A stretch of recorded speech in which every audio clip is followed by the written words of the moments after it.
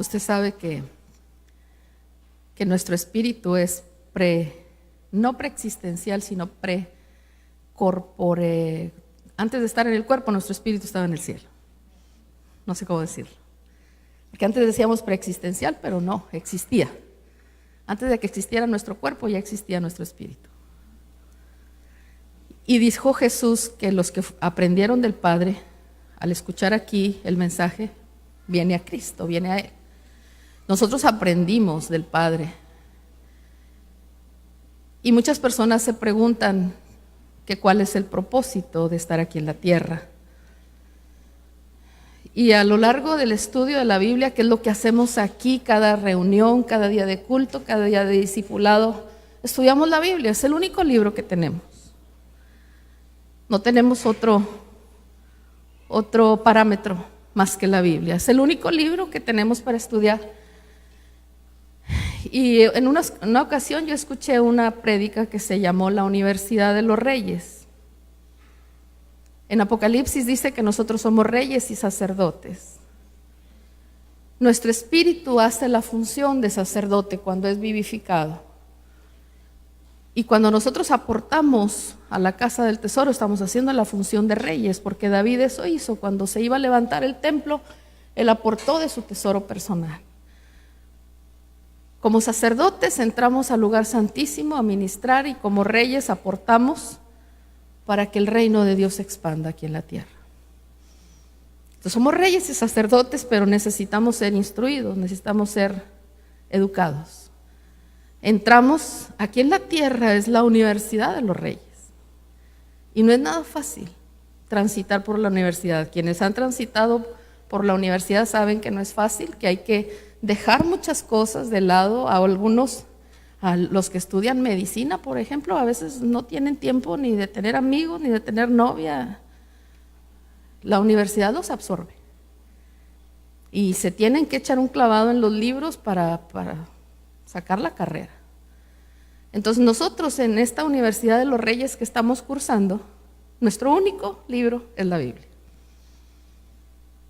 Entonces hoy hágase una pregunta, le hago una pregunta, no se la pregunte al que está al lado, pregúntesela a sí mismo y pregúntese: ¿cuánto conozco la Biblia? ¿Cuánto he leído? ¿Estoy leyendo el único libro o voy a reprobar en la Universidad de los Reyes? Porque es el único manual, no tenemos otro.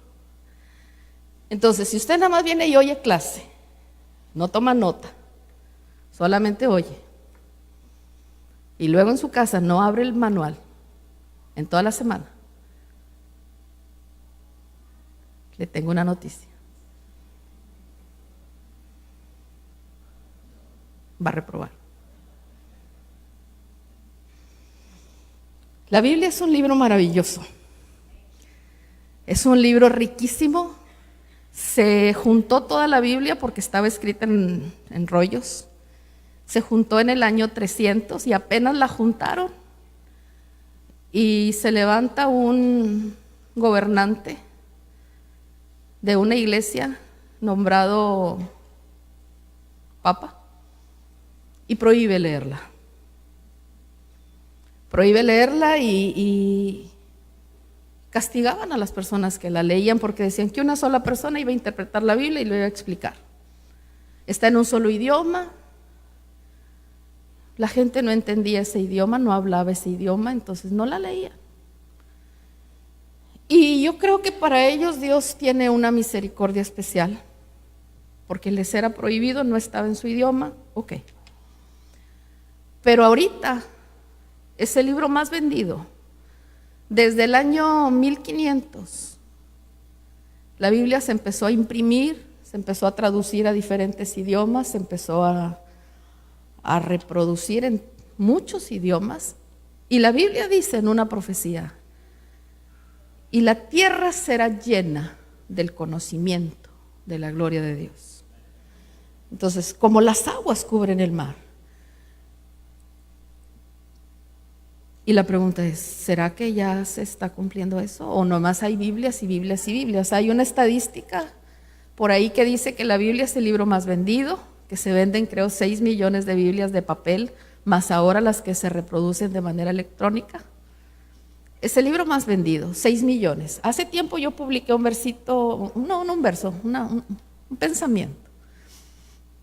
Ya sabe que ahora nuestra forma de comunicación, dice nuestro apóstol Sergio, dice, Google todo lo sabe. Y cuando uno quiere algo, se va a Google y Google, la pregunta que le hagas te la va a contestar. Si Google todo lo sabe y Facebook todo lo cuenta. Es bien chismoso ese Facebook, todo lo cuenta. Entonces yo publiqué un versito en Facebook, un pensamiento en Facebook, y puse ahí la Biblia, el libro más vendido, 6 millones de copias al año.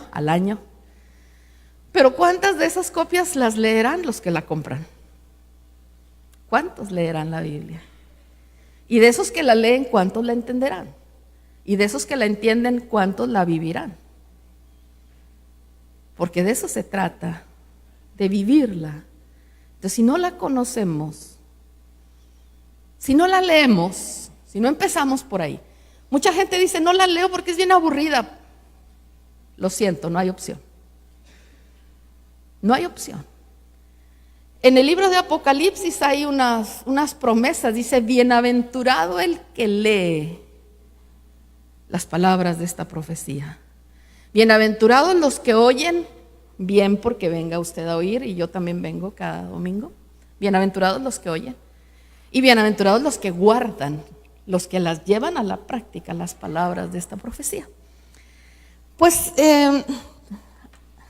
desde el jueves que me dijeron que iba a tener este privilegio, esta responsabilidad, me puse a orar, Señor, muéstranos de qué tema quieres que se hable, porque yo puedo escoger uno, pero no se trata de eso. Venir a pararse aquí, yo admiro a los pastores, a los apóstoles que predican cada semana, 2 veces por semana, 3 veces por semana, los admiro, porque no es fácil, no es fácil. Yo estuve desde el jueves, Señor, muéstrame el tema, porque tiene que ser un rema que venga del cielo, si no, van a ser palabras de humana sabiduría, aunque agarremos la Biblia.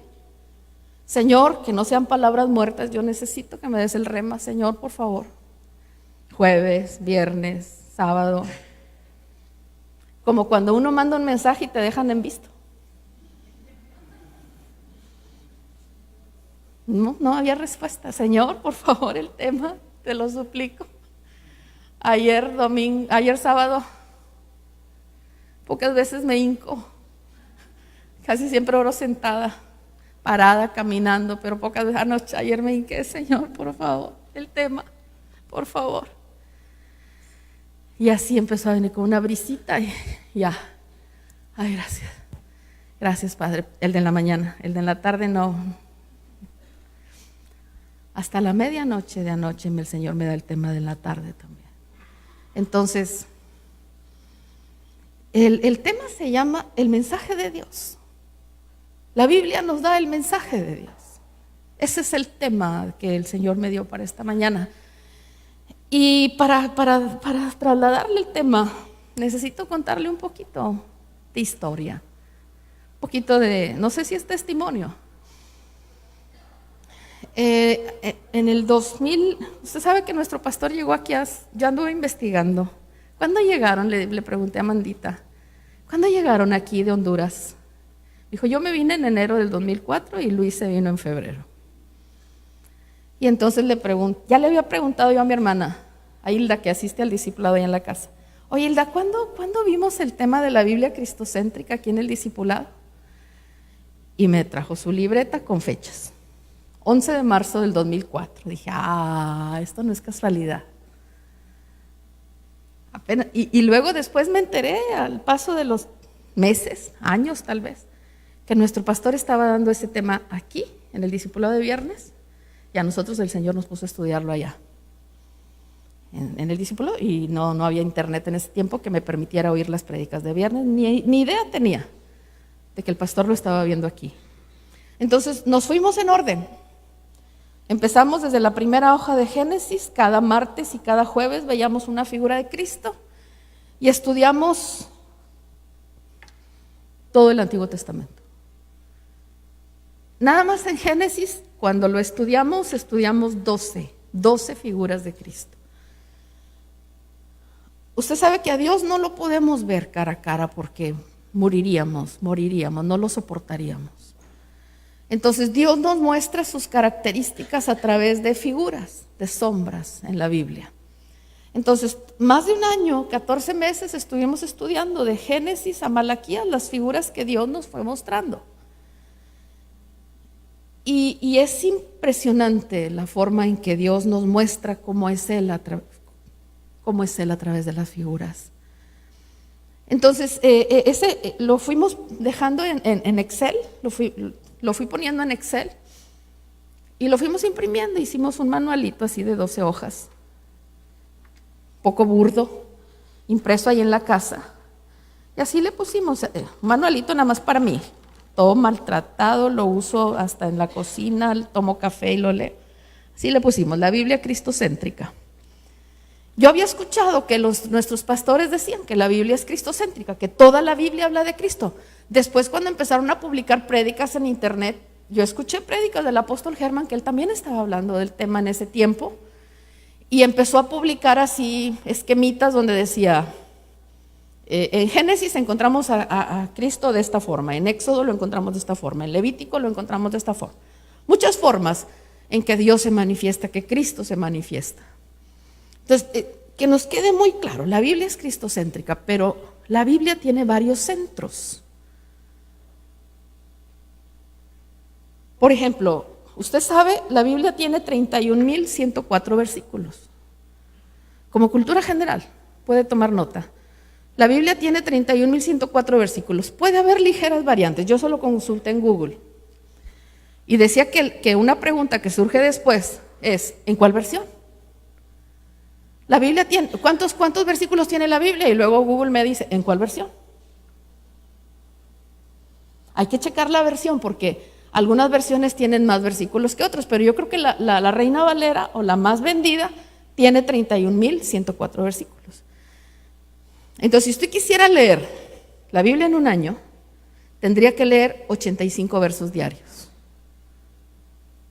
85 versículos diarios y la lee en un año. Si dividimos el 31.104 entre 365, a mí me salió la división 85.2. Entonces, cada 5 días habrá que leer un verso más para completarla en un año. Y el centro de la Biblia, el versículo número 15.552, está en el Salmo 118. El Salmo 118, verso 8. Está el centro de la Biblia, considerando los versículos. Y ocurre un dato muy curioso. Si contamos los capítulos de la Biblia tiene 1188 capítulos. O sea, es el mismo número, ¿se da cuenta? 1188 capítulos y el centro de la Biblia está en el verso de Salmos 118, verso 8. Y usted sabe, la semana antepasada vino un pastor maestro a predicarnos. Él ha hecho varios esquemas doctrinales. Pone la Biblia en esquemas y es más fácil entenderla. Y él hizo un esquema que se llama la numerología en la Biblia. Y ahí en uno de esos esquemas yo leí que la palabra en griego, Cristo Jesús, cada letra tiene un valor numérico y al sumar todos los números de la palabra Cristo Jesús, el valor numérico es 888. Entonces no es casualidad que el centro de la Biblia esté en el Salmo 118, verso 8, y que ahí dice, es mejor confiar en Dios que confiar en los hombres. Más vale refugiarse en el Señor que confiar en los poderosos, dice otra versión. Y si alguien pensara y dijera, bueno, ese es el verso 15.552, pero como son números pares, entonces la mitad quedaría como en donde no hay verso. Quedaría un verso de un lado y un verso del otro lado de la mitad, por si alguien es muy, muy acucioso. Vamos a ver qué dice Salmo 118, 8 en 118:8, que sería el centro de la Biblia por los 8. Dice, es mejor refugiarse en el Señor que confiar en el hombre. Pero el siguiente verso, el 9, dice, es mejor refugiarse en el Señor que confiar en príncipes. O sea, dice lo mismo en los dos versos, por si alguien dice, no, la mitad queda en medio. Bueno, dice lo mismo en el de arriba y en el de abajo. La Biblia es cristocéntrica y nos está diciendo, es mejor refugiarse en el Señor. Y como un dato adicional, ¿usted ha escuchado alguna vez que el libro de los Salmos es el número 19 en el índice de la Biblia? Que el índice de la Biblia tiene un caminito, una ruta que nos muestra el camino de la salvación y de la iglesia hacia dónde va. Nomás leyendo el índice usted puede recibir información. Pero claro que para entender eso usted tiene que haberse leído la Biblia y haber escuchado las explicaciones de los ministros. Génesis, por ejemplo, es el libro número 1, nos habla del nuevo nacimiento. El cristiano necesita nacer de nuevo primero. Si no tiene nuevo nacimiento, no entiende la Biblia. Luego, Éxodo nos habla del bautismo en agua, el libro número 2. El libro número 3, Levítico, nos habla de las leyes para nuestro espíritu. Si ya se vivificó, hay que mostrarle cómo es el sacerdocio. Son las leyes para el espíritu. Y luego el número 4, números, son las leyes para el alma, para que sepamos cómo debe comportarse el alma. Deuteronomio son las leyes para el cuerpo, o sea, todo nuestro ser guiado por la palabra. Luego está Jueces, que es un reconocimiento. Génesis, Éxodo, Levítico, Números, Deuteronomio, Josué. Josué es el bautismo del Espíritu Santo, es el número 6. El número 7 es Jueces. Nosotros no podemos reconocer autoridad tal como a Dios le gusta. No podemos tener un juez, un ministro sobre nosotros si no tenemos el bautismo del Espíritu Santo. Nos cuesta someternos a la autoridad si no tenemos el bautismo del Espíritu Santo. Entonces la Biblia nos marca la ruta. Pues el libro número 19 es Salmos. Y ahí está el medio de la Biblia.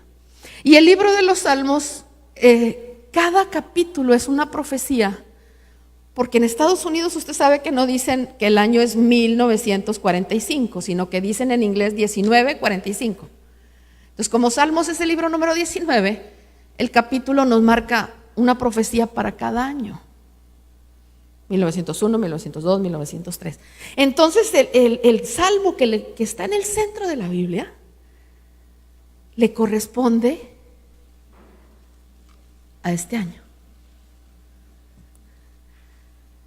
Entonces, no le he escuchado yo al apóstol Sergio de dónde le vino la revelación, si nada más oyó que Dios le dijo es el día del reposo, o si él se fue a leer el Salmo 118, donde dice es mejor refugiarse en el Señor, descansar en el Señor, entrar en ese refugio.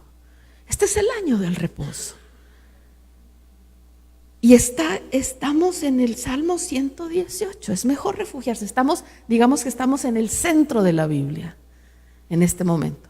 Pero no significa que faltan muchos años para que Cristo venga por su iglesia. Si nos está mostrando que es el año del reposo, en el año del reposo los números tienen significado en la Biblia.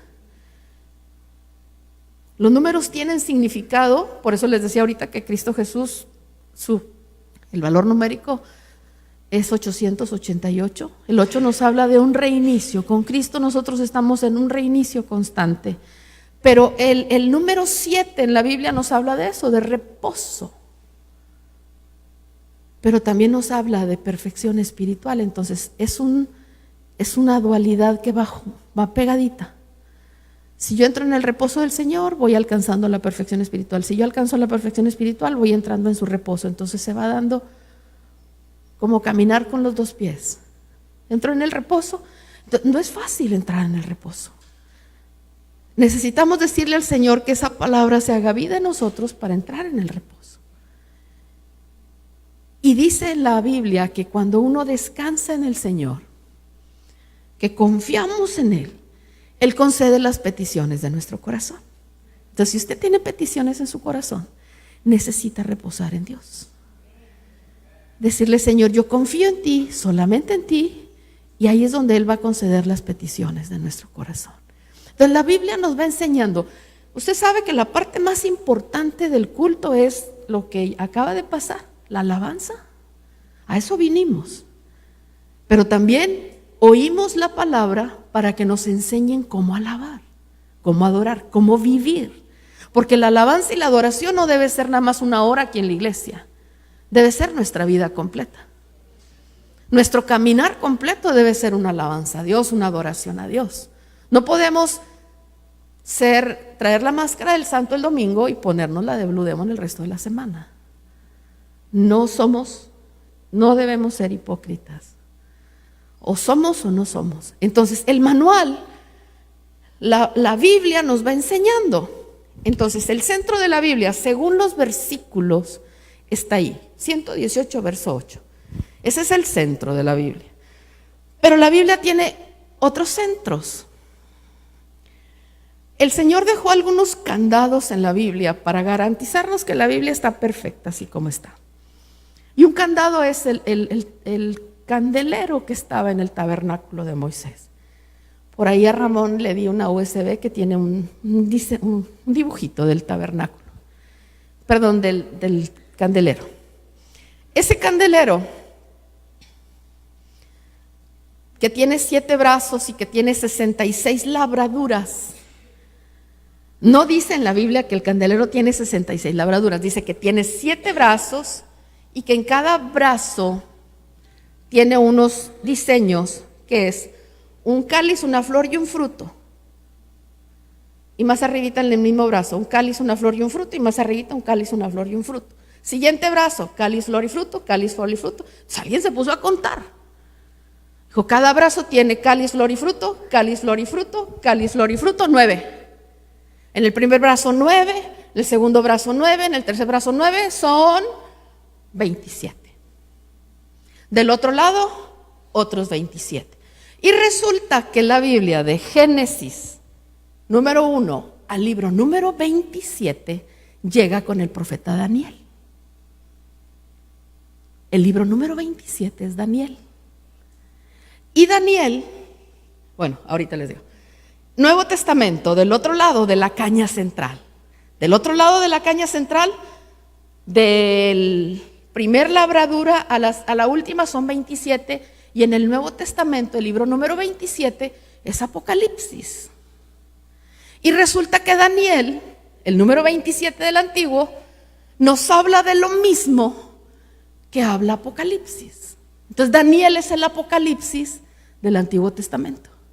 Pero hay una caña central que tiene 12 labraduras, porque ahí Dios especificó, en la caña central pones cáliz, flor y fruto y salen 2 brazos. Cáliz, flor y fruto y salen 2 brazos, los 3 y 3. Cáliz, flor y fruto y salen brazos y arriba cáliz, flor y fruto. O sea, hay 4 grupitos de 3. En la caña central hay 12. Y después de Daniel están los 12 profetas menores. Entonces, según el candelero, lo que está en la caña central son los 12 profetas menores. Entonces, según los versículos, el centro de la Biblia está en el verso 118.8. Pero según el candelero, la caña central son los 12 profetas menores, que separan la Biblia en 27, 27, 12. Y el 12, el centro de la Biblia, nos habla del gobierno de Dios. Y resulta que las leyes están escritas. Entonces, ¿cómo vamos a estar en el centro, en el gobierno de Dios, si no conocemos las leyes? El 12 en la Biblia significa gobierno de Dios, por eso 12 apóstoles. El gobierno de Dios es a través de los ministros, de los apóstoles, de los profetas. Pero necesitamos conocer las leyes, porque si usted pasa por una zona escolar, no conoce el área, no mire el anuncio porque está un árbol ahí, pero más adelantito está un agente de tránsito y usted lo detiene y le va a decir, ay, es que no vi el anuncio. Cuánto lo siento, la multa es igual. Si usted no conoce las leyes de tránsito y las infringe, igual. Si usted no sabe que existe la ley de gravedad y se tropieza, ay, se va a quedar flotando. Porque no conoce que existe la ley de la gravedad. No, al suelo va a dar con cuán largo, cuán ancho somos. Aunque no conozcamos las leyes, vamos a sufrir las consecuencias. Así dijo el pueblo de Dios cuando se les derrumbó el templo, una de las tantas invasiones. El arca del pacto quedó bajo los escombros y la ley de Dios quedó debajo del arca del pacto. Y como no la leían, no la cumplían. Cuando un rey, que lo coronaron a los 8 años, Dios le pone en su corazón que reconstruya el templo y empieza a pedir ofrendas para reconstruir el templo, y todo el pueblo empezó a dar, y empezaron los trabajadores a sacar escombros del templo, y luego levantaron el arca, y cuando levantaron el arca encontraron la ley. Y se ponen a leerla, dicen, no hemos cumplido nada. Y van y se la leen al rey, y le dicen, mira rey, encontramos la ley de Dios debajo del arca. Mira lo que dice, le empiezan a leer al rey la ley de Dios, y el rey dice que rasgó sus vestiduras. Dijo, Señor, no hemos cumplido nada. ¿Qué va a pasar? Dijo Dios, les va a ir muy mal. Muy mal. El castigo que viene es bien fuerte. Pero tú, como rasgaste tus vestiduras, no lo vas a ver. Te van a poner 3 metros bajo tierra y no lo vas a ver. Hasta después de que tú estés 3 metros bajo tierra, entonces viene el juicio. Y llegó el juicio. Él primero, antes cuando le pregunta a Dios, no recibe respuesta. Dios con quien platicaba era con los profetas, y quien estaba más a la mano era una profetisa. Y le dice el rey a los que le trajeron la ley, llévenselo a la profetisa Hulda y léanle y díganle que qué va a pasar. Y sí, le leen a la profetisa Hulda la ley, y dice el rey que qué va a pasar por no cumplir. La profetisa le pregunta a Dios y Dios le dice, y van y le cuentan. Por cuanto tú rasgaste tus vestiduras, tú no lo vas a ver el castigo, pero va a llegar. Entonces, Dios no es hombre para que mienta. Él nos enseña una forma de vida, y lo que Él estableció es perfecto. Entonces necesitamos apegarnos al gobierno de Dios. Entonces, si consideramos como centro de la Biblia el Salmo, los versos, nos cae en el Salmo 118, que dice, es mejor refugiarse en el Señor que confiar en el hombre. Y dentro de todas las figuras y sombras que nos apuntan que la Biblia es cristocéntrica, si empezamos con Adán, así un poquito, le voy a dar 2, 3 figuras nada más. ¿A qué horas empecé? Si me dicen los de... ¿A qué horas empecé a hablar? 11:30, ok. El Antiguo Testamento es algo más que debemos aprender de la Biblia. El Antiguo Testamento es una sombra del Nuevo. Las cosas del Antiguo Testamento no se deben aplicar tal cual. Lo que está en el Antiguo Testamento es una sombra que es lo mismo como cuando a nosotros nos da una luz que proyecta sombra, porque esta casi que no. En la sombra se deben ver 5 dedos, igual como hay en el objeto. Entonces en Hebreos, en Colosenses y en Hebreos, en Colosenses 2:16, si nos ponen ahí 2:17, Colosenses 2:16 dice, por tanto, que nadie se constituya en vuestro juez con respecto a comida o bebida, o en cuanto a día de fiesta o luna nueva o día de reposo. Esas cosas que se hacían en el antiguo pacto solo son sombra de lo que ha de venir, pero el cuerpo, el objeto, le pertenece a Cristo. Nosotros somos el cuerpo de Cristo. Y lo que vivió el cuerpo físico de Cristo lo tiene que vivir el cuerpo místico que somos nosotros. Por eso dijo, carguen su cruz y ya. Cada quien tiene una cruz que cargar. La de cada uno tiene su sabor muy particular. Cada quien tiene que cargar su propia cruz. Entonces ahí en Colosenses dice, aquellas ordenanzas de comer o beber tales cosas, días de fiesta, luna nueva, es sombra. Aquello es una sombra de lo que es el cuerpo. Entonces lo que nosotros tenemos que cumplir literalmente es lo que está en el Nuevo Testamento. En las cartas de Pablo más precisamente. Porque en los 4 evangelios todavía son sombra. Porque todavía no moría el testador, entonces todavía estaba vigente el antiguo pacto. En los 4 evangelios. Es algo que debemos saber de la Biblia. No nos pueden venir a imponer cosas del Antiguo Testamento. Pero aquello es una sombra que nos indica que debe coincidir con el objeto. Nos debe corroborar lo que está en el Nuevo Testamento. Y en Hebreos, ahí dice, sombra. El Antiguo Testamento es una sombra. En Hebreos 10:1 dice, pues ya que la ley solo tiene la sombra de los bienes futuros. Entonces, como la Biblia dice que por el testimonio de 2 testigos, ahí están los 2 testigos. 2 versos que nos dicen que el Antiguo Testamento es sombra. La ley tiene solo la sombra de los bienes futuros. Dice, no tiene la forma misma de las cosas.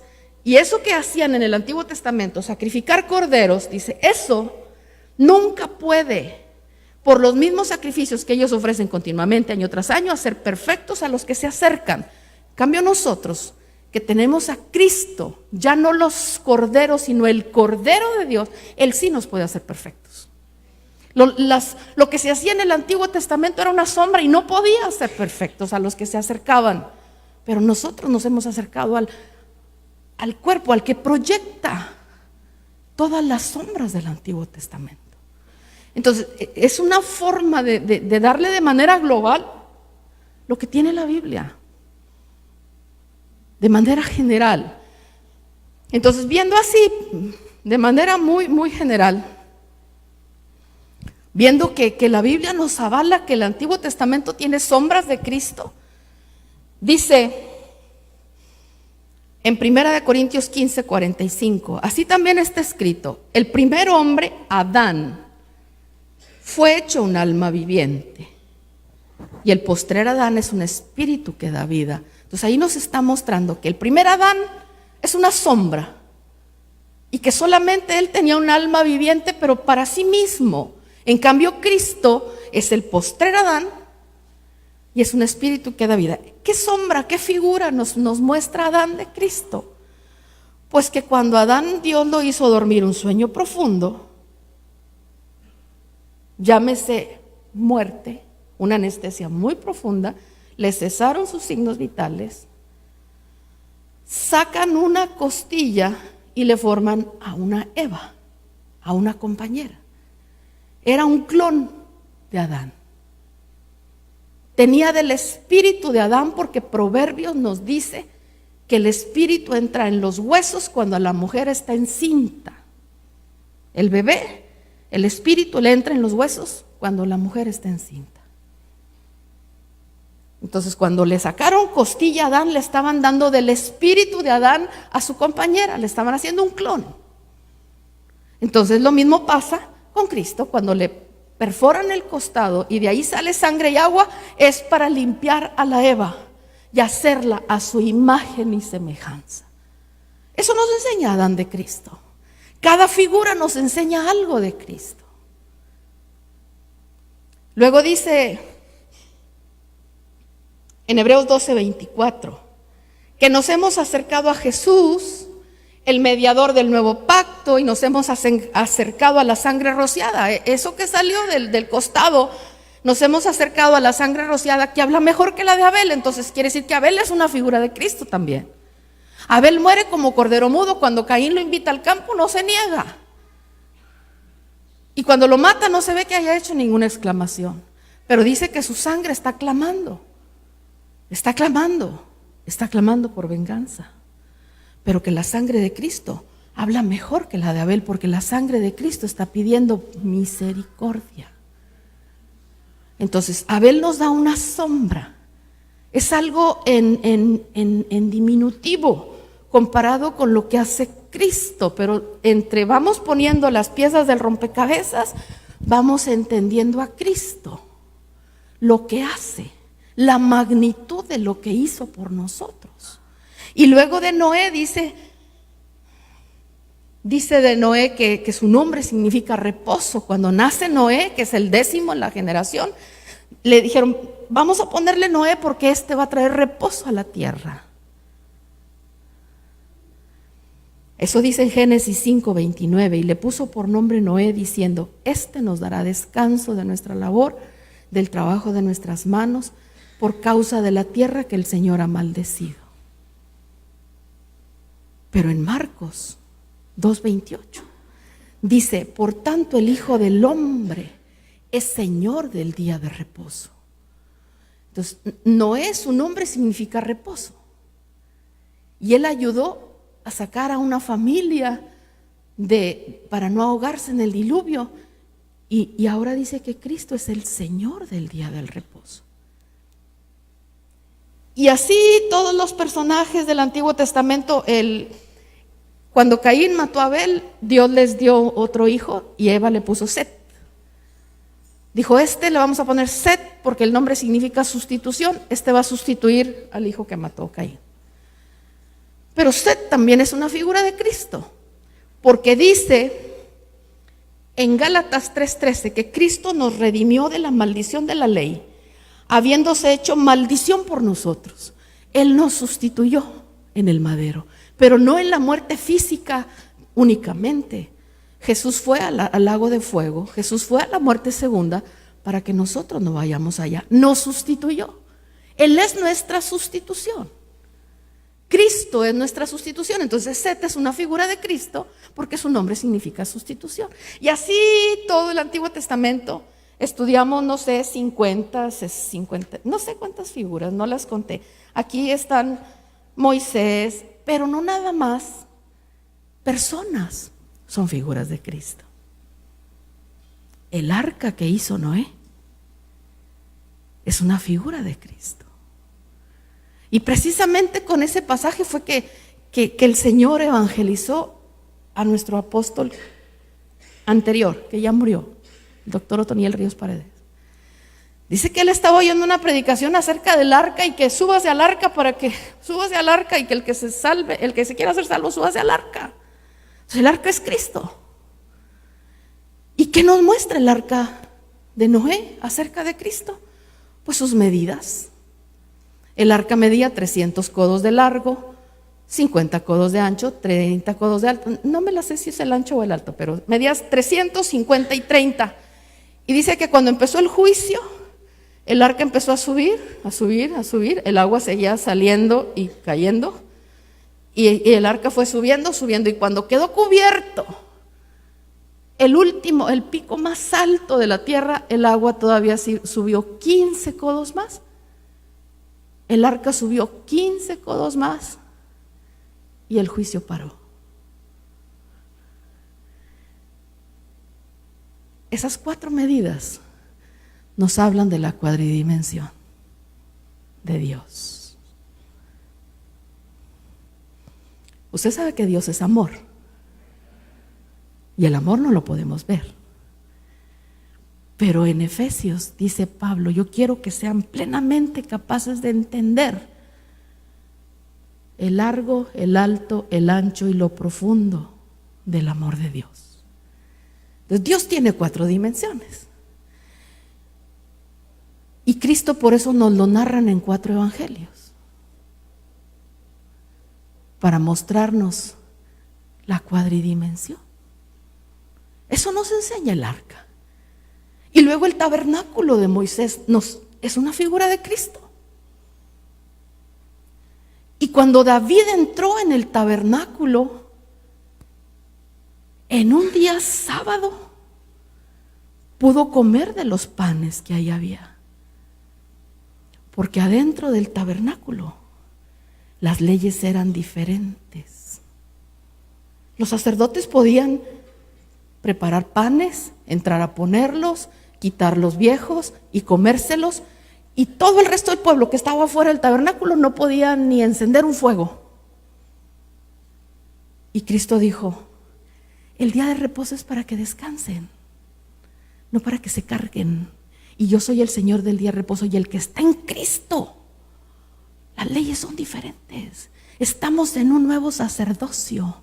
Estamos en el sacerdocio de Melquisedec. Como hay algunos que todavía quieren irse al antiguo pacto a sacrificar cordero, a guardar el sábado, si estamos metidos en el Señor del día del reposo y ahí las leyes son otras. Nosotros estamos metidos en Cristo y Él es el verdadero tabernáculo, porque así dice la Biblia. Cuando dice, y el verbo se hizo carne y habitó entre nosotros, en el original dice, tabernaculizó entre nosotros. Él se hizo un tabernáculo por nosotros. Y nosotros nos metemos en Cristo, entramos en el tabernáculo y no tenemos que guardar el sábado, literal. Estamos en un día de reposo siempre. Los 7 días de la semana, los 24 horas. Necesitamos meternos en el tabernáculo. Él es nuestro tabernáculo. La Biblia es cristocéntrica, le aviso. La Biblia es cristocéntrica, pero hay otro centro de la Biblia. Entonces la Biblia está diseñada para que nosotros conozcamos a Dios, conozcamos sus atributos, conozcamos su bondad y su misericordia, pero conozcamos que hay un Dios celoso que no perdona si no le pedimos perdón. El único pecado que Dios no perdona es el que no confesamos. Entonces hay que confesar, porque dice que el que confiesa sus pecados y se aparta alcanza misericordia. Ahora, de las consecuencias es otro cuento. Las consecuencias del pecado son otra cosa. Pero hay otro centro de la Biblia. Entonces, ¿por qué le empecé a contar que en el 2004 hicimos esto? Dios nos guió en el discipulado a estudiar de la Biblia cristocéntrica. 2004, 2005. Estudiamos eso. Y ahora en el 2017, Dios nos lleva a estudiar otra cosa en el discipulado. El 17 de enero del 17, Dios me dice, vamos a estudiar Isaías. Y yo ya sabía de qué estaba hablando Dios. Que íbamos a hacer la correlación de cada capítulo de Isaías con cada libro de la Biblia. Porque ese es otro candado, así como el candelero. Es un candado que nos garantiza que la Biblia tiene 66 libros, ni uno más ni uno menos. Aunque algunos que asisten a iglesias dicen, ¿qué está haciendo el libro de Esther ahí en la Biblia? Deberían de quitarlo, es denigrante para las mujeres. Es una figura de la iglesia que se casa con Cristo. Hay quienes dicen que ahí falta el evangelio 8 veces. Conforme a tu palabra. Conforme a tu palabra. Conforme a tu palabra. Conforme a tu palabra. El próximo año, que se va a corresponder con el Salmo 119. El Salmo 119 es el más largo de la Biblia. Fíjese que eso es algo maravilloso también. Que el Salmo 118 es el centro de la Biblia. Y el capítulo anterior es el más corto de la Biblia. El Salmo 117 tiene nada más 2 versos. Es el capítulo más corto de la Biblia, está antes del Salmo 118. Y enseguida, el Salmo 119 es el más largo de la Biblia. Y habla de la excelencia de la ley de Dios.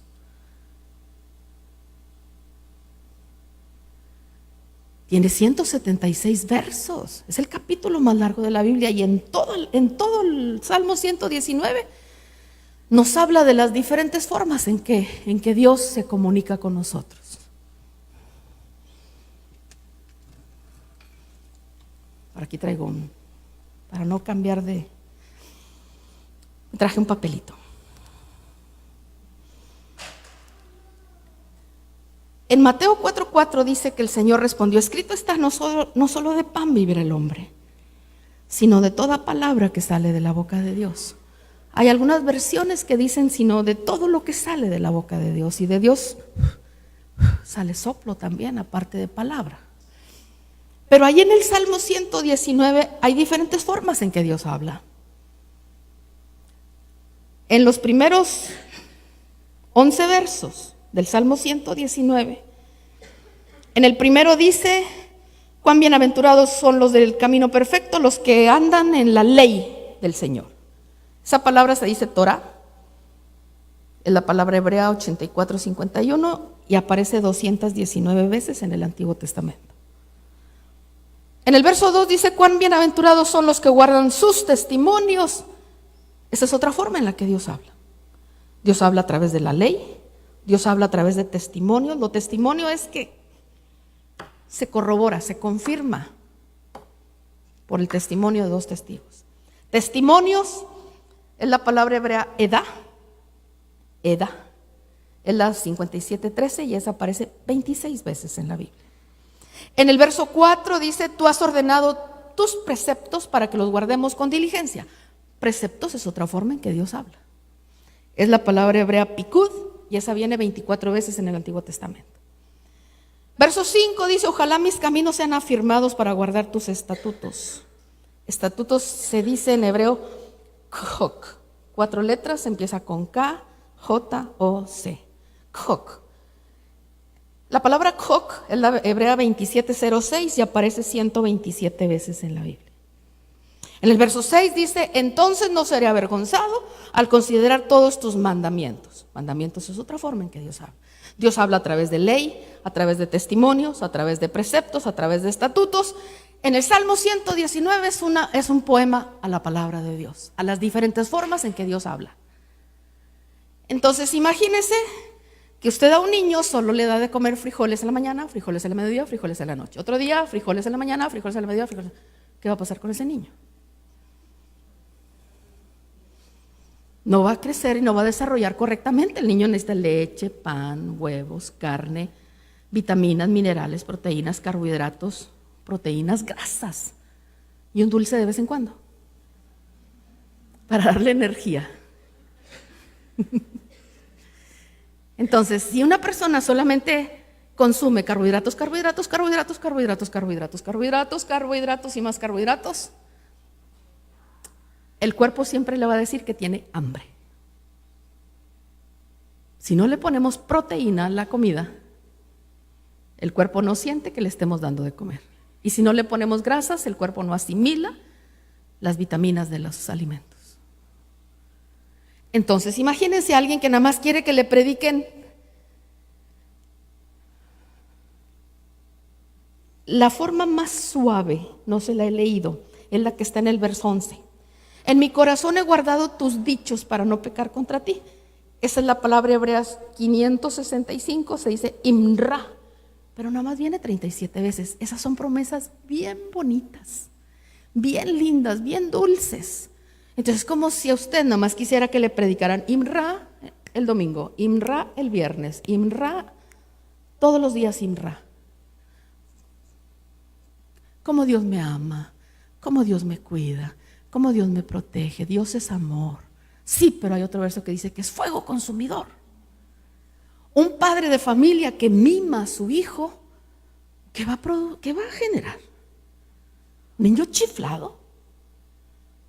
Y si el papá no lo corrige, se lo van a corregir en la calle, la policía lo va a corregir. Entonces, eso pasa.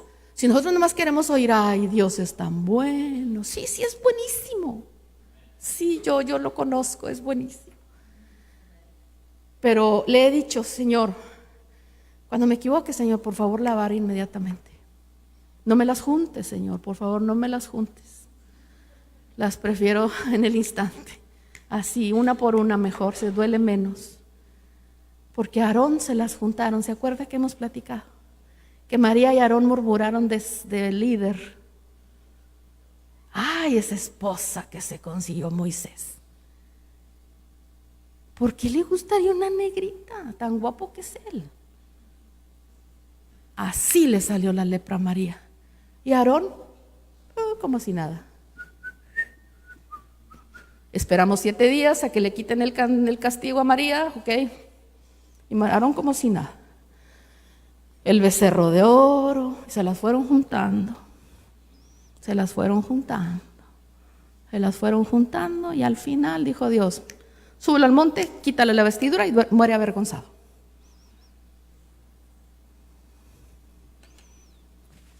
entrar al cielo desnudos. No es lo peor que nos puede pasar.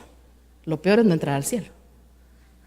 Pero lo segundo, peor, es entrar sin vestidura. Pablo lo dijo. Yo quiero entrar revestido al cielo. No quiero entrar desnudo. Y a Aarón le quitaron sus vestiduras delante de todo el pueblo. Y era una ignominia terrible. Aarón es figura de Cristo porque a Cristo lo desnudaron también. A él le quitaron sus vestiduras para dárnoslas a nosotros. Aarón también es figura de Cristo. Pero dentro de sus errores, Cristo no cometió errores. Pero a Aarón le quitaron la vestidura para que fuera una figura de Cristo. Cristo se hizo maldición y pagó en el madero para que nosotros no paguemos. Entonces, hay diferentes formas en que Dios nos habla. Y el próximo año le corresponde al Salmo 119. Tal vez por eso Dios me está haciendo que hoy le invite a que lea la Biblia. 85 versos diarios. Aunque no los entienda, pero recéteselos como cápsulas de aceite de ricino, si gusta. Para que le purgue todo lo que nos sirve que tenemos, a que nos purgue todo lo que nos sirve que está allá dentro de nosotros. ¿Sabe usted que por eso el agua de Mara estaba amarga cuando salió el pueblo de Egipto? Que Dios les estaba dando un purgante para que sacaran toda la comida que no debieron haber comido en Egipto. Y empezaron a murmurar. Ay, esta palabra tan amarga. No murmure, por favor.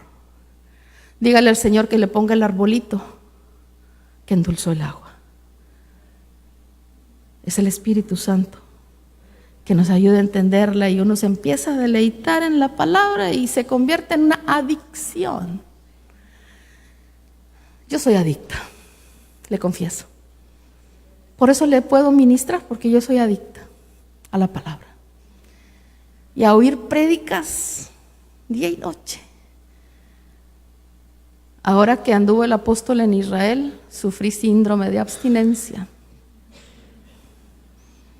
Porque siempre están publicando dónde anda y dónde está predicando, y ahí ando yo. ¿Dónde ande? Estoy oyendo sus prédicas. Y ahora que se fue a Israel, es literal, sufrí síndrome de abstinencia.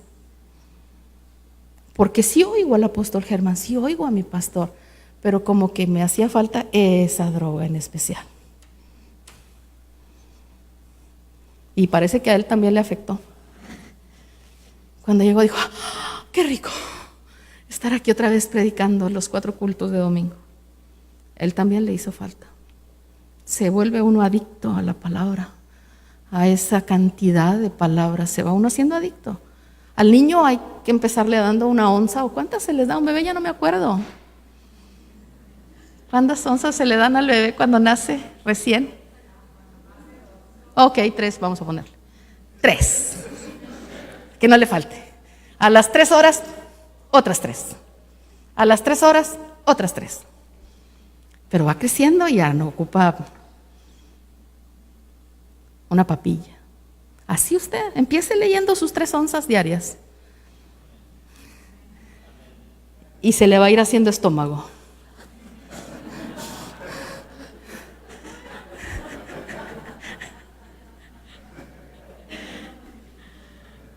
Dice el hermano Sergio que en Guatemala usan un remedio cuando el niño se empacha, porque allá le dicen al biberón pacha, que se empachan. De ahí viene la palabra, ¿sabe usted?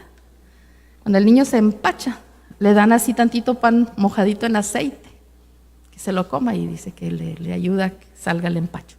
Entonces, si le ponemos aceitito, Espíritu Santo ahí a la palabra, no se empacha.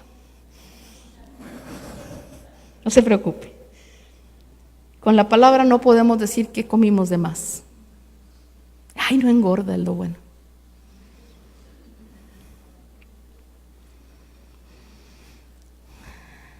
Entonces, en el 2017 que estudiamos, el Señor nos puso a estudiar en el discipulado de martes y jueves, y a mí se me convirtió en una adicción terrible.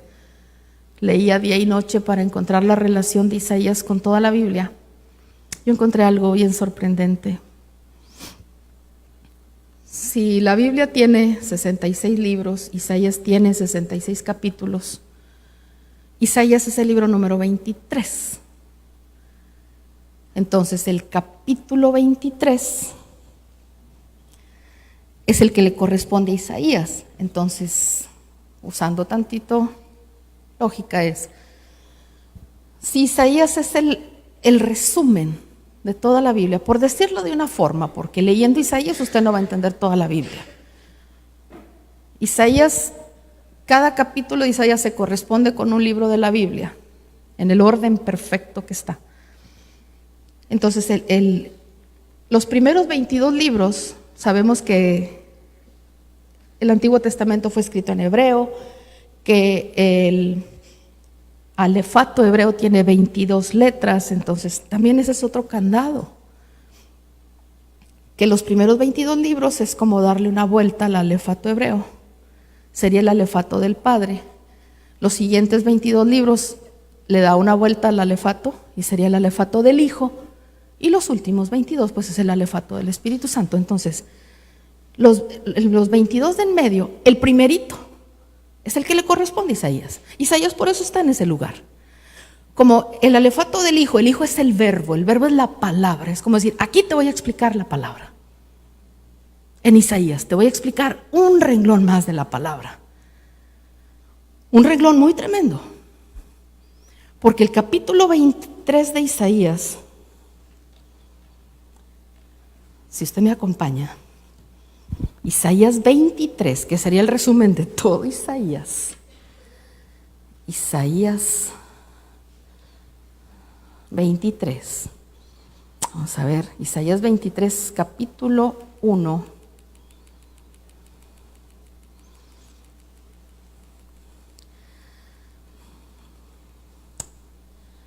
Este tema tal vez, este pedazo de tema, tal vez se debería ver en la tarde, porque es un poquito fuerte.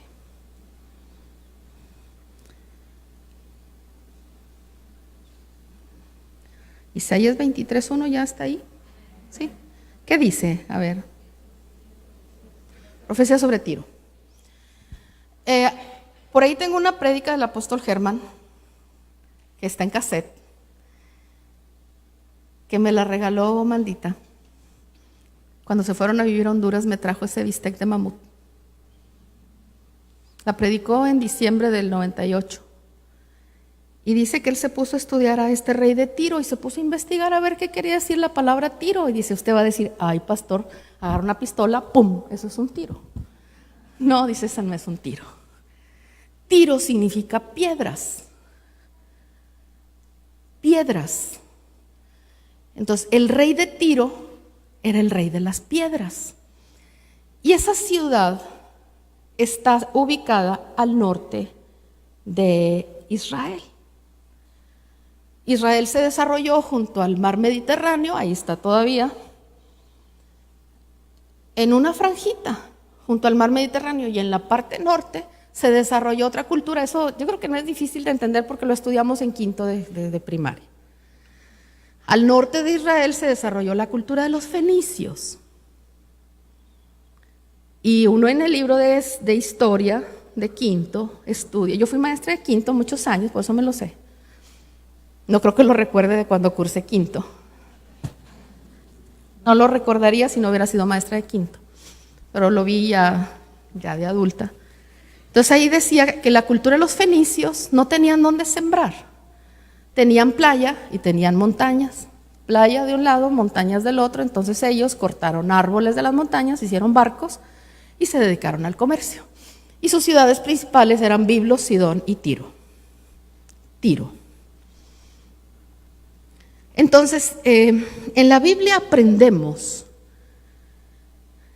que el Edén estuvo ubicado en donde ahorita está Irak, entre los ríos Tigris y Éufrates, porque dice que el Edén salían 4 ríos y 2 de esos ríos eran el Tigris y el Éufrates.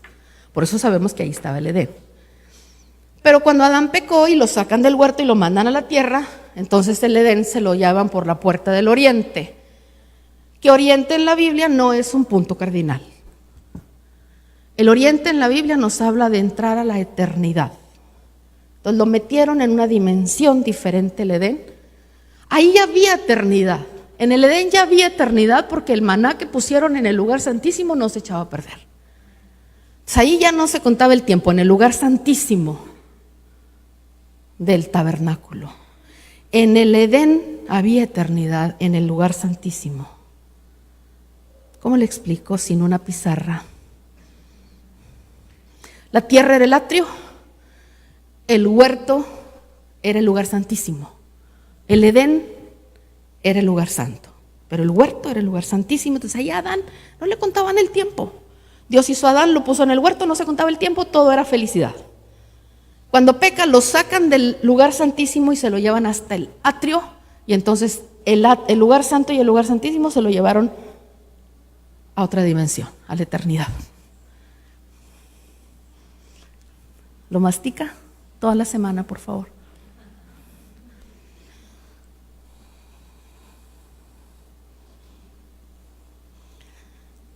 Ahí donde estaba el Edén había una puerta dimensional, un lugar. Entonces cuando Nimrod se da cuenta en Génesis, va y pone ahí, funda una ciudad y empiezan a levantar la torre de Babel. Y dice que esa torre era para tener la cabeza en el cielo. Nosotros somos el cuerpo místico de Cristo y nuestra cabeza está en el cielo. Cristo es nuestra cabeza. Nimrod quiso edificar una torre cuya cabeza estuviera en el cielo, pero no era Dios. Era la reina del cielo. Entonces ahí había una puerta dimensional que se la robó. Y por eso ahí se llama Babel, confusión, Babilonia. Y es una forma terrible de desobedecer a Dios. Dice que fue un famoso, un vigoroso cazador contra Dios, Nimrod. Y él elaboró, empezó. Fundó Babilonia, la torre de Babel. Entonces, como ese lugar se convirtió en Babilonia, que era una puerta dimensional de Dios, Dios se lleva la puerta dimensional a otra parte, a Canaán. Pues ahí fueron y fundaron los fenicios su cultura. Y el rey de Tiro es una figura, así como hay figuras de Cristo, el rey de Tiro es una figura del diablo. Y ellos se dedicaban al comercio. Y al rey de Tiro le dice: por la multitud de tus contrataciones y de tu comercio, fuiste echado del monte de Dios. Entonces, Isaías 23, que es el compendio, el resumen de la Biblia es Isaías, pero el resumen de Isaías es Isaías 23. Y es una profecía sobre la capital donde gobierna Luzbel. Y tiene 18 capítulos, versos, 28 versos ese capítulo. 18 versos. ¿De qué nos habla el 18? 666. Y entonces yo dije, bueno, si es una profecía sobre Tiro, yo ya sabía lo que era Tiro. Dije, vamos a leer más características de Tiro, y esas están en Ezequiel 28.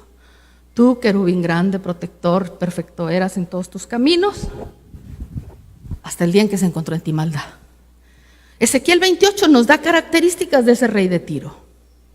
Pero entonces dije, bueno, si está hablando entonces del rey, del principal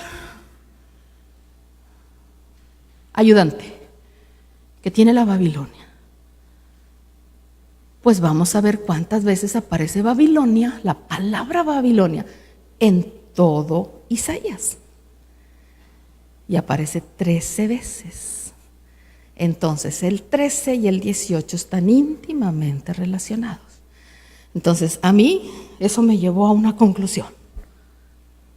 La Biblia es cristocéntrica. La Biblia nos habla de Cristo. Según el candelero, el centro de la Biblia es el gobierno de Dios a través de los profetas, a través de los ministros. Pero esta correlación de Isaías nos lleva a entender que Dios también nos da características. En la Biblia nos da características de Babilonia, bastantes, para que sepamos cómo no entrar en Babilonia y cómo no dejar que Babilonia se meta en nuestro hogar, en nuestra familia, en nuestra alma y en nuestra iglesia, nuestra congregación. Conócela, dice Dios, conócela. Los países poderosos del mundo gastan bastante de su presupuesto en ir a meterse de infiltrados en los países enemigos para conocerlos. Entonces Dios dijo, aquí te lo dejo en la Biblia, conócela, conoce cómo se conduce. La Babilonia tiene figuras en la Biblia. La reina Basti de Esther es una figura de Babilonia. Dalila es una figura de Babilonia. La reina de Sabá, que fue a visitar a Salomón, es una figura de Babilonia. Cuando ella llegó a visitarlo, él ya tenía algún detallito por ahí. Estaba gobernando bien, solo que se fue llenando de mucha riqueza y ya su mamá le había dicho que no, en las leyes estaba que los reyes no acumulen mucha riqueza, y él estaba acumulando mucha riqueza. David acumuló, pero todo lo dio al templo, toneladas de oro y de plata dio al templo David. Casi que le dejó todo lo que se ocupaba. Salomón nada más se enriquecía y se enriquecía, pero dice, vamos a ver un poquito. Ay, ¿dónde está? Primera de Crónicas, vamos a buscarlo, porque esto no lo traía en el programa. Vamos a verlo. Sabá. Esto no estaba, esto el Señor lo acaba de agregar en este momento, entonces no traigo la cita. Primera de Reyes. Segunda de Crónicas mejor. Segunda de Crónicas 9:1.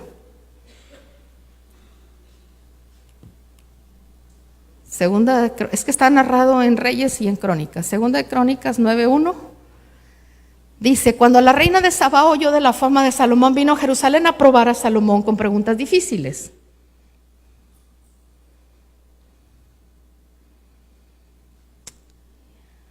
Salomón contestó todas sus preguntas. No hubo nada oscuro que Salomón no pudiera explicarle. En el capítulo 9, la reina de Sabá llega a visitarlo.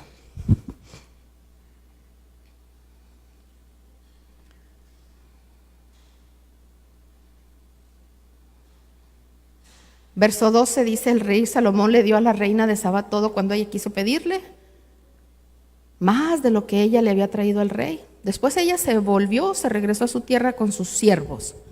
Verso 13, número de rebeldía. El peso del oro que llegaba a Salomón en un solo año era de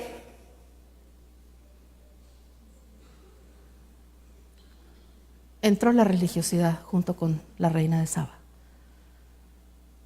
Trajo la religiosidad al reino, le metió el humanismo. Justamente se va, y al siguiente verso nos menciona el año 600, la cantidad de oro, 666 talentos de oro. Y de ahí empieza Salomón a casarse con una reina y con otra para extender su reino, a comprar caballos de Egipto, cosa que Dios le había dicho que no hiciera. Los reyes, ¿en qué debían de montarse los reyes de Israel? ¿En qué se montó el rey de reyes? En un asna. Los reyes se tenían que montar en asnas, y Salomón mandó traer caballos. El caballo es signo de fuerza, de gallardía. No tenía que mandar traer caballos de Egipto. Pero fue después de que llegó la reina. Hay figuras de Babilonia en toda la Biblia. Necesitamos leer la Biblia para conocer cómo es Babilonia y no dejar que se meta. Hay antídotos y están en la Biblia. Entonces, ya se me acabó el tiempo. Como maestra de escuela, le voy a encargar que haga tarea. Lea la Biblia 20 minutos diarios. Así le encargan a mi nieta todos los días, que lea 20 minutos, que que lea 20 minutos, que estudie las tablas. Usted estudie los números de la Biblia, tienen un gran significado. Estudie las figuras de la Biblia, tienen un gran significado. La Biblia es un tesoro que Dios nos dejó y nos dejó al Espíritu Santo para que nos la explique. Pero sí necesitamos, dice Efesios, apóstoles, profetas, evangelistas, pastores y maestros. Nosotros tenemos un pastor y maestro. Generalmente en la mañana nos predica un devocional como pastor, pero en la tarde nos da una enseñanza como maestro. Necesitamos eso, pastor y maestro, pastor y maestro, pastor y maestro. Y es el maestro el que le va a poner a la iglesia la letra Tau, para que no nos alcancen las plagas, la mortandad que Dios ya está trayendo sobre la tierra como juicio. Oremos. El centro de la Biblia, Salmo 118, verso 8, es mejor confiar en el Señor que confiar en los hombres. El centro de la Biblia, según el candelero, los 12 profetas menores, el gobierno de Dios a través de los ministros. El centro de la Biblia, según Isaías y su correlación. Conozcamos a Babilonia, conozcamos al rey de Tiro, cómo se conduce. Conozcamos a Babilonia para que no se meta, porque contamina y teje con filigrana, y las cosas buenas nos las convierte en malas, fuera de tiempo. Porque así dice Daniel, que cuando venga el anticristo va a cambiar las leyes y los tiempos. Hay una iglesia, Cristo nos dijo, el que creyere y fuere bautizado será salvo. Hay una iglesia muy grande que dice, vamos a bautizarlos para que luego crean. Cambio de los tiempos es herejía. No podemos cambiar los tiempos. En el tabernáculo de Moisés, afuera hay oyentes, entrando hay creyentes. Se avanza, se entra al techito y allá hay discípulos. Se avanza un poco más y entonces somos siervos. Si alguien se pone a servir en la iglesia y no asiste a un discipulado, el servicio lo va a quebrar. Es absolutamente necesario ser discípulos para luego ser siervos. Y luego seremos amigos. Y ahí es donde revelan los secretos. Oremos. Padre bendito, Padre amado, Padre bueno, te damos gracias por tu palabra. Bendita palabra, maravillosa palabra, Señor. Maravillosa es tu palabra. Señor, queremos cumplir el primer mandamiento: amarás al Señor tu Dios con todo tu corazón, con toda tu alma, con toda tu mente. ¿Y cómo podemos amarte si no te conocemos? Queremos conocerte a través de tu palabra y también queremos amar tu palabra. Amar tu palabra y que esa palabra baje de nuestra mente a nuestro corazón, para que baje a nuestros pies y por amor caminemos conforme a ella para hacer tu voluntad y no la nuestra. Queremos rendir nuestra voluntad ante ti, doblar nuestra cerviz delante de ti, Señor, humillarnos. Señor, queremos ser mansos y humildes de corazón como Jesús, pero ¿cómo podemos si ese verbo no se hace vida en nosotros? Si esa palabra no se hace vida en nosotros. Queremos amar tu palabra. Gracias, Señor, por hablarnos esta mañana, por permitirnos estar aquí. Gracias por poner en nosotros el querer y el hacer. Gracias. Gracias por permitirnos acceder, ponernos frente a la palabra. Ponernos, Señor, frente al Padre, al Hijo y al Espíritu Santo, para que nuestra genética sea marcada por ti. Que nuestra genética sea marcada por ti, Señor, para que nuestros hijos te amen más de lo que te amamos nosotros. Que nuestra genética sea marcada Señor, te lo pedimos en el nombre de Jesús. Creemos a tu palabra, creemos a tus promesas. Creemos a esa palabra que dice: cree en el Señor Jesucristo y serás salvo tú y toda tu casa. Anhelamos que toda nuestra casa, toda nuestra familia te conozcan y te amen más de lo que te amamos nosotros, Señor. Creemos a tu palabra que dice que la palabra es sanidad para nuestros huesos, es medicina para nuestro cuerpo que en ocasiones se enferma. Creemos, Señor, que tu palabra nos transforma. Así como dice el Salmo 119, conforme a tu palabra, danos la forma de la palabra. Queremos ser moldeados por la palabra. Que nuestra mente tome la forma de la palabra. Señor, orad a nuestra oreja, séllanos la instrucción esta mañana. Y sella esa instrucción mientras dormimos. El sueño profundo, sella la instrucción, sella la ley, sella el testimonio. Séllanos, Señor, con sellos de bendición. Esos 12 sellos que nos llevan al gobierno de Dios. Séllanos, Señor, apártanos, conságranos para ti, Señor. Queremos amar tu palabra, amar y entender tu palabra. Te lo pedimos en el nombre de Jesús. Amén.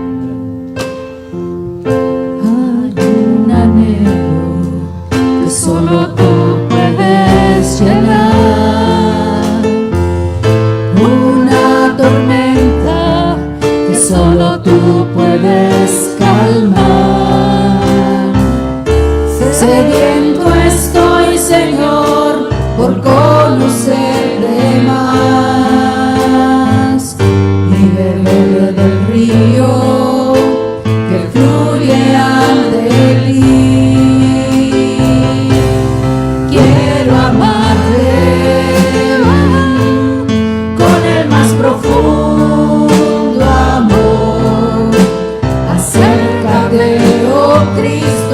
Abrázame, yo quiero amarte, más profundamente, oh Señor, más de lo que antes te amé. Hoy te quiero amar con el más profundo amor. Cada mañana, oh Señor, te buscaré y con tu espíritu tu gracia encontraré. En ti he encontrado esperanza eterna y en tu presencia por siempre estaré. Quiero amarte, oh, más el más profundo amor. Acércate, oh Cristo, y abrázame. Quiero amarte, oh, más profundamente, oh Señor, más de lo que antes te amé. Hoy te quiero amar con el más profundo. Dígale: quiero amarte.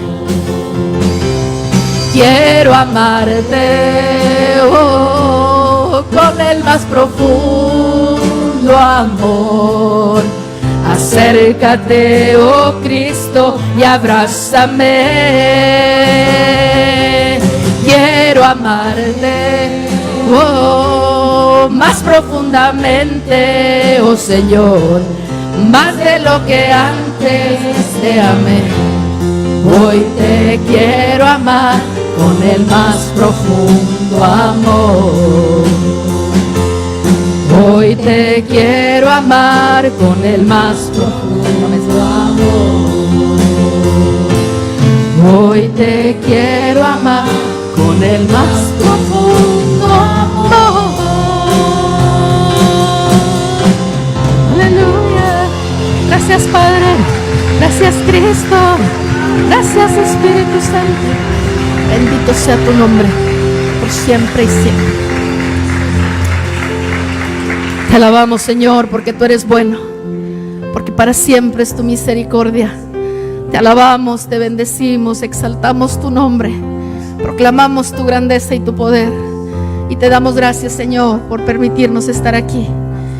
Guarda nuestra salida, Señor, guarda nuestra entrada. Ve con cada uno de nosotros. Cubre, Señor, los vehículos en los que viajamos. Permítenos llevar el arca, permítenos llevar tu presencia a nuestra casa, Señor, y bendecir a toda nuestra familia. Guarda, Señor, cada vehículo, los que viajan al norte, al sur, al este, al oeste. Cúbrenos, Señor, escóndenos. Cubre nuestros vehículos, cubre nuestra familia. Aleja de nosotros todo ser inicuo, todo ser sanguinario, todo ser violento, todo delincuente. Haznos invisibles. Cubre nuestra casa, nuestro hogar, nuestra familia. En el nombre de Jesús te lo pedimos. Y a ti daremos honra y gloria y alabanza por siempre. Amén y amén. Dios le bendiga y le guarde. Siguiente culto a las 5, miércoles de damas. El próximo domingo es de Santa Cena. Venga preparado. Dios le bendiga.